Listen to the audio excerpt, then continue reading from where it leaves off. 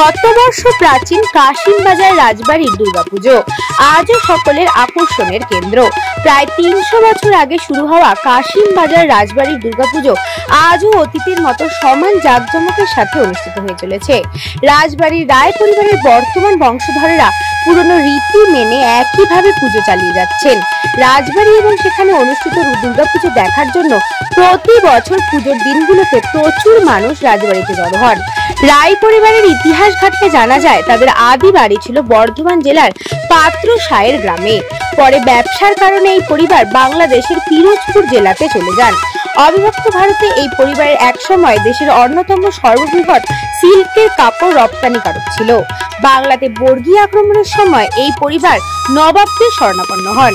যেহেতু মুর্শিদাবাদ জেলা অবিভক্ত ভারতের পিরোজপুর জেলার খুব কাছে ছিল এবং কাশিমবাজারে একটি বন্দর ছিল, সেই কারণে ব্যবসার সুবিধার জন্য রায় পরিবার এখানে এসে ব্যবসা শুরু করেন।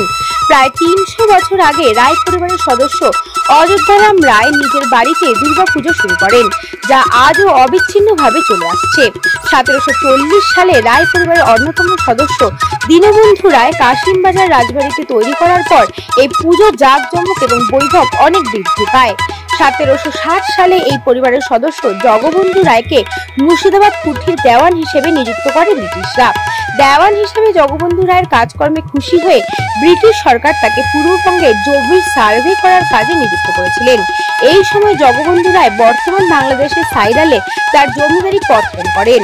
রায় পরিবারের পরবর্তী প্রজন্মের সদস্য আশুতোষ রায় লর্ড লিন্থিগোর কাছ থেকে রাজা উপাধি পেয়েছিলেন এবং তখন থেকে রায় পরিবারের এই পুজো কাশিমবাজার রাজবাড়ি পুজো নামে মুর্শিদাবাদ জেলাতে খ্যাতি পায়।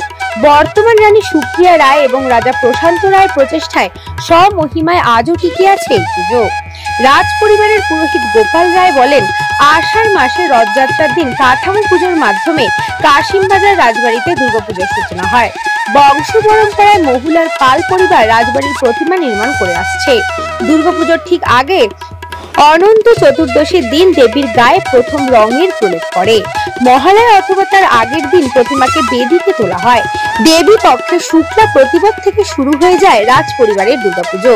গোপাল রায় বলেন, প্রতিপদ থেকে চণ্ডী মণ্ডপে ৭ জন পুরোহিত চণ্ডী পাঠ করেন এবং বিল্ল বৃক্ষে মায়ের পুজো করেন পঞ্চমী পর্যন্ত। এরপর আমন্ত্রণ অধিবাস শেষে ষষ্ঠীতে হয় দেবীর বোধন। কার্তিক গঙ্গাতে রাজ পরিবারের সদস্যরা ঘট ভরার পর রাজ পরিবারে আনুষ্ঠানিকভাবে দুর্গা পূজার সূচনা হয়। এখনো কাশিমবাজার রাজবাড়িতে সপ্তমী থেকে নবমী প্রতিদিনই কুমারী পুজো অনুষ্ঠিত হয়। রাজপুরোহিত আরো জানান, একসময় রাজ পরিবারের দুর্গাপুজোতে দেবীর উদ্দেশ্যে পাঠা বলিদান প্রথা ছিল। এখন আর বলিদান প্রথা চালু নেই। তার পরিবর্তে আমরা দেবীর উদ্দেশ্যে মাছ এবং মিষ্টি উৎসর্গ করি।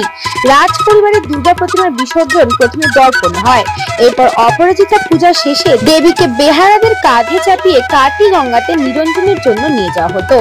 রাজ পুরোহিত গোপাল রায় বলেন, মহামায়ার মর্ত থেকে কৈলাসে ফেরার বার্তা পৌঁছে দেওয়ার জন্য একদা রাজ পরিবারের সদস্যরা প্রতিমা নিরঞ্জনের আগে নীলকণ্ঠ পাখিকে উড়িয়ে দিতেন, কিন্তু বর্তমানে সেই প্রথা আর চালু নেই। নিরঞ্জন শেষে রাজ পরিবারের সদস্যরা রাজবাড়িতে ফিরে এসে সকলে পুরোহিতকে প্রণাম করে তার আশীর্বাদ নেন এবং আগামী বছরের পুজোর প্রস্তুতি আবার নতুন করে শুরু করেন। কেমন লাগছে?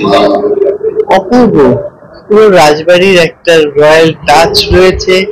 এত সুন্দর সাবেকি কায়দায় সমস্ত কিছু বানানো, কি অপূর্ব যে লেগেছে। একটা নতুন এক্সপেরিয়েন্স আমাদের জন্য। আর এখানে বহু প্রাচীন দুর্গাপুজো হ্যাঁ জানতে পারলাম এবং আমাদের খুব ইচ্ছে আছে যে যদি পারি, যদি ভগবান সহায় থাকেন, একবার তো আসবোই। মা দুর্গাকে নমস্কার করে বলবো যে ঠাকুর সবাইকে ভালো রেখো, মঙ্গল করুক সবার। এই পুজো সম্পর্কে যে ভীষণ ভাবে রয়্যাল একখানা ব্যাপার রয়েছে। সবাই আসে এখানে, দূর দূরান্ত থেকে তারা দেখতে আসে। আগে তো এখানে বোধহয় একটাই পুজো হতো, আর এটা পুজো চলে আসছে বহু প্রাচীন যুগ থেকে। প্রায় ২০০ বছরের, ২৪০ বছরের, ১৭৪০ থেকে এই পুজো শুরু হয়েছে। হ্যাঁ, একবার পুরো ফ্যামিলিকে নিয়ে আসবো এবং সবার সাথে পুজোটা আমরা এখানে কাটাতে চাই। কাশিমবাজার রাজবাড়ির এই যে দুর্গা পুজো, 1740 খ্রিস্টাব্দে শুরু হয়। এই রায় পরিবার, ওনারা দীনবন্ধু রায়, জগৎবন্ধু রায়, এনারা পর আসেন এবং এই পূজা প্রতিষ্ঠা করেন এই রাজবাড়িতে।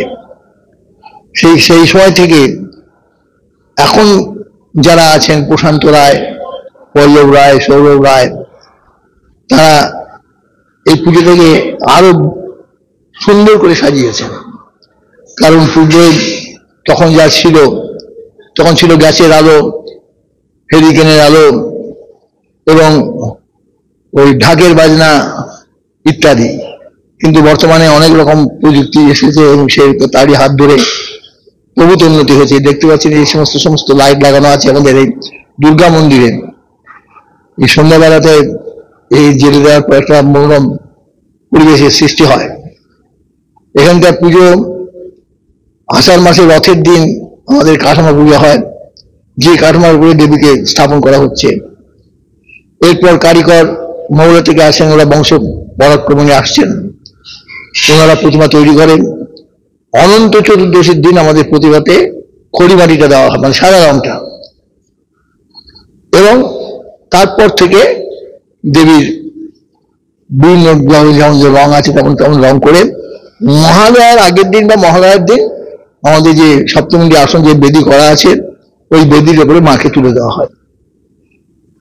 এরপর মহালয়ার পরের দিন প্রতিপদ থেকে এই চণ্ডী মণ্ডপে 7 জন ব্রাহ্মণ পুরোহিত চণ্ডীপাঠ, দুর্গা নাম জপ এবং বিল্লবিষ্কের মায়ের পূজা পঞ্চমী পর্যন্ত হয়।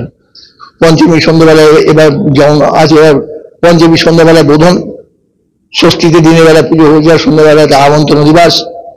পরের দিনকে সকালবেলাতে আমাদের নবপত্রিকা নিয়ে যাওয়া হয় গঙ্গায় নিয়ে গিয়ে তাকে বাজনা সহকারে যাওয়া হয়। রাজ পরিবারের সদস্যরা যান এবং তাদের যারা কর্মচারী এবং পুজোর সঙ্গে যারা যুক্ত সকলেই যান।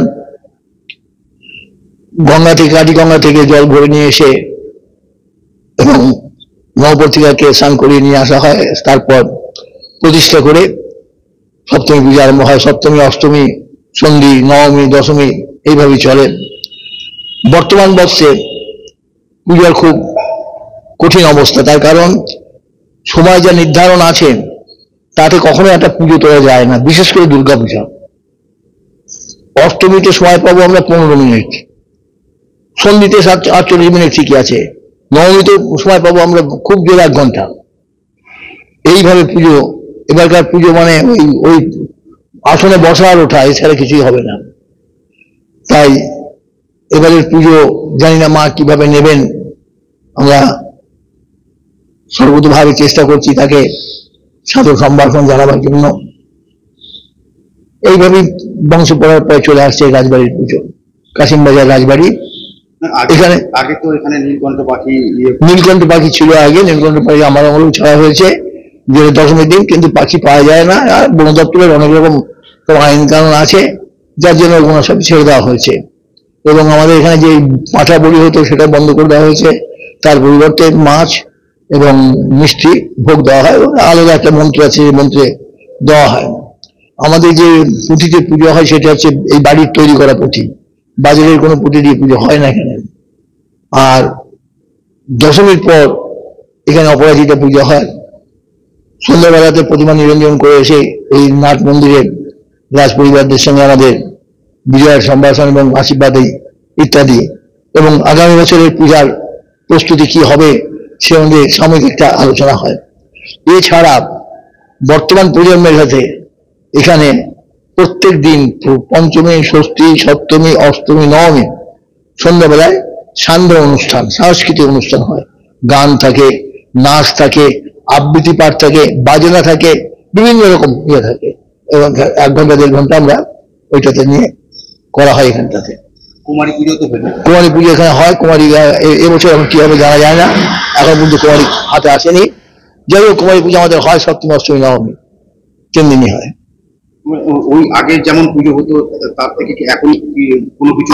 আগের যে পুজো ছিল সেই পুজো ছিল মোটামুটি হাতের অবস্থা, অর্থাৎ সবই ছিল প্রাকৃতিক। আর এখন ইলেকট্রনিক যুগে এই প্রতিমা, এই পুজো, যেমন রঙের অনেক রকম বেরিয়ে গিয়েছে, কেমিক্যাল বেরিয়ে গিয়েছে, সেই জন্য রংটাও সেভাবে হয়। আর ধরুন বর্তমান প্রজন্মের বা বর্তমান যুগে প্রতিমার চাকচিক্য না হলে পরে তো হবে না, সেটা চাকচিক্য। তবে আমাদের কোনো থিমের পুজো হয় না। এখানকার যে প্রতিমা দেখছেন এই একই প্যাটার্ন আজ 1740 থেকে চলে আসছে একইভাবে, তার কোনো নতুন হয় না, এবং এর মাপও কখনো ছোট বড় হয় না, এক মাপে হয়ে আসছে, যে বংশ পরম্পরা করে আসছে। এখন যিনি করছেন মঙ্গলার থেকে আসেন, তার নাম হচ্ছে শশাঙ্ক পাল, তিনি প্রতিমা রং করছেন। এইভাবে আমাদের পুজো উদযাপন করা হয়। নিউজ বঙ্গ টাইম। আস্থা পলিক্লিনিক ও ডায়াগনস্টিক সেন্টার, এক ছাদের তলায় বিশিষ্ট চিকিৎসকদের চিকিৎসা পরিষেবা পেতে আজই আসুন আস্থা পলিক্লিনিক ও ডায়াগনস্টিক সেন্টারে। এখানে সব রকম রক্ত, মল, মূত্র ও কফ পরীক্ষা এবং ECG, easy, EMG, NCD, PFT 24 ঘন্টা হল্টার মনিটরিং ও ফিজিওথেরাপি অতি সুলভে করা হয়। আমাদের ঠিকানা নোনা চন্দনপুকুর, চ্যাটার্জি পাড়া। আমাদের যোগাযোগ নম্বর 7003758330।